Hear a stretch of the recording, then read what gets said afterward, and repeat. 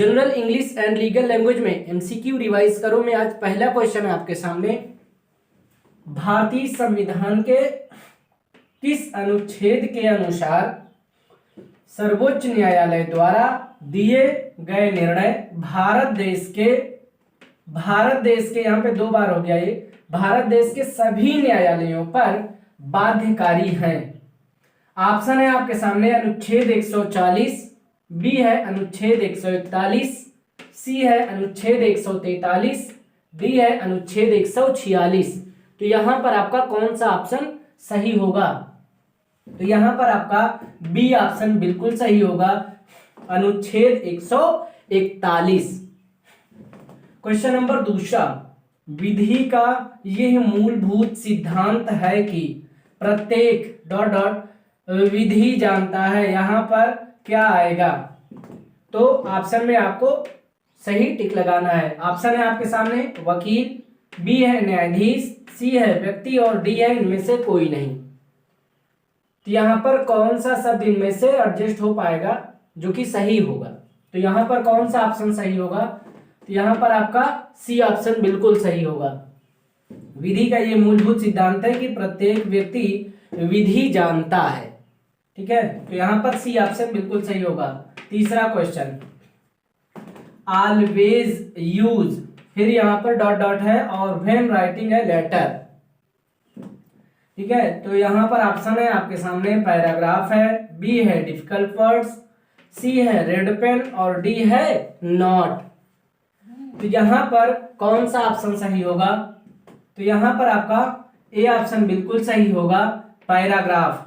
Always use paragraph when writing a letter. तो यहां पर आपका ए ऑप्शन बिल्कुल सही होगा।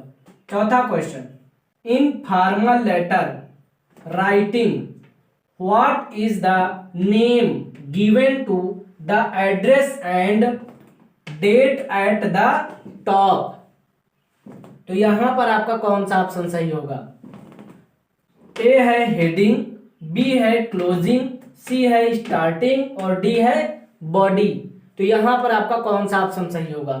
तो यहां पर आपका ए ऑप्शन बिल्कुल सही होगा।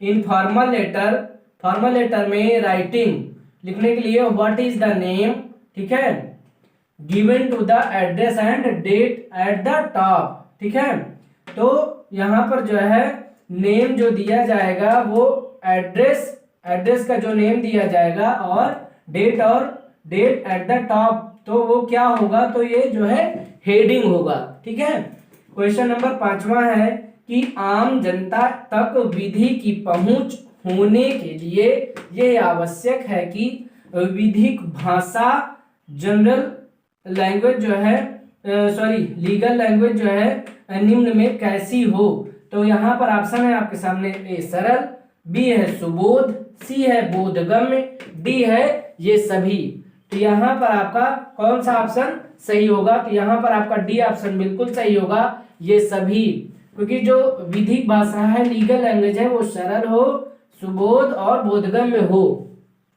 ठीक है, तो आम जनता तक जो है विधि की पहुंच होने के लिए यह आवश्यक है कि वो जो विधिक भाषा हो सरल, सुबोध और बोधगम्य हो। तो यहां पर डी ऑप्शन सही होगा, ये सभी। क्वेश्चन नंबर 6वां, पंथ निरपेक्षता वर्तमान समय की एक नई डॉट डॉट है। तो यहां पर भी क्या ऑप्शन आएगा? यहां पर से कौन सा शब्द सही बैठेगा? ठीक है, तो यहां पर ए ऑप्शन है व्यवस्था, बी है विचारधारा, सी है धार्मिकता, डी है इनमें से कोई नहीं। तो यहां पर आपका बी ऑप्शन सही होगा, विचारधारा।